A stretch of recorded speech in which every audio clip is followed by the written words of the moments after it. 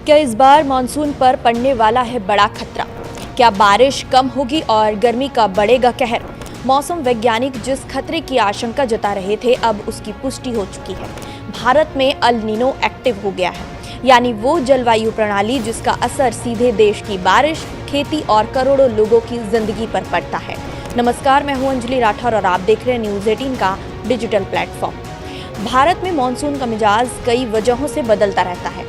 दक्षिण पश्चिम मानसून के प्रभावित होने की भी कुछ बेहद खास वजहें हैं। इनमें से अल नीनो और ला नीना काफ़ी अहम हैं। भारत के मौसम वैज्ञानिक जिस बात का अंदेशा जता रहे थे, अब वो घर तक पहुंच चुका है। दक्षिण पश्चिम मानसून को नकारात्मक रूप से प्रभावित करने वाला अल नीनो देश में एक्टिव हो चुका है। आने वाले कुछ दिनों में इसके और ज़्यादा मजबूत होने के आसार भी जताए गए हैं। विशेषज्ञों का ये मानना है कि अगर अल नीनो मध्यम या फिर मजबूत स्तर तक पहुंचता है तो इसका असर भारत समेत दुनिया के कई हिस्सों के मौसम पर पड़ सकता है। अल नीनो के दो बड़े प्रभाव बताए जा रहे हैं। पहला, तापमान बढ़ सकता है और दूसरा, बारिश की तीव्रता में कमी आ सकती है। ऐसे में मानसून बारिश पर निर्भर भारत की जो कृषि है और उससे जुड़े लाखों करोड़ों लोगों पर इसका असर पड़ सकता है। IMD के मुताबिक भूमध्य रेखीय प्रशांत महासागर के समुद्री और वायुमंडलीय संकेत साफ तौर से अल नीनो की ओर इशारा कर रहे हैं। समुद्र की सतह का तापमान सामान्य से ज्यादा दर्ज किया गया है। इसके साथ ही समुद्र की गहराइयों में भी पानी की जो मात्रा है वो बढ़ी हुई है। अल नीनो का असर केवल सतह तक सीमित नहीं है, बल्कि महासागर के अंदर तक दिखाई दे रहा है। अब आप सोच रहे होंगे कि ये अल नीनो क्या है। दरअसल अल नीनो एक वैश्विक जलवायु प्रणाली है। ये तब विकसित होती है जब मध्य और पूर्वी प्रशांत महासागर का सतही तापमान सामान्य से ज्यादा गर्म होता है।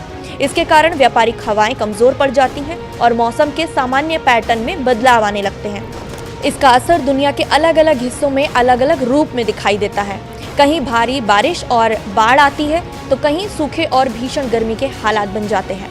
मई महीने में मध्य और पूर्वी प्रशांत महासागर में समुद्री सतह का तापमान सामान्य से ऊपर दर्ज किया गया।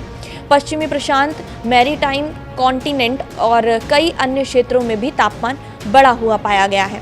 वहीं हिंद महासागर, अरब सागर और बंगाल की खाड़ी के ज्यादातर हिस्सों में भी पानी सामान्य से ज्यादा गर्म बना हुआ है। अप्रैल के मुकाबले मई में ये गर्मी एक बड़े क्षेत्र में फैल गई, जिसे अल नीनो के मजबूत होने के संकेत के रूप में माना जा रहा है। IMD के आंकड़ों के मुताबिक ENSO चक्र में पिछले एक साल के दौरान बड़ा बदलाव देखने को मिला है। साल 2025 के बीच की स्थिति सामान्य थी, लेकिन अगस्त 2025 से फरवरी 2026 तक ला नीना प्रभावी रहा। मार्च 2026 में स्थिति फिर निष्पक्ष हुई और अब जून में ये अल नीनो स्तर को पार कर चुकी है। मॉनसून मिशन कल्प फॉरकास्ट सिस्टम के पूर्वानुमान बताते हैं कि जून से सितंबर के बीच अल नीनो और मजबूत हो सकता है और पूरे मॉनसून सीजन में इसकी मौजूदगी बनी रह सकती है। दूसरी तरफ हिंद महासागर डायपोल फिलहाल सामान्य स्थिति में है और मॉडल संकेत दे रहे हैं कि मॉनसून के दौरान इसमें कोई बड़ा बदलाव नहीं होगा।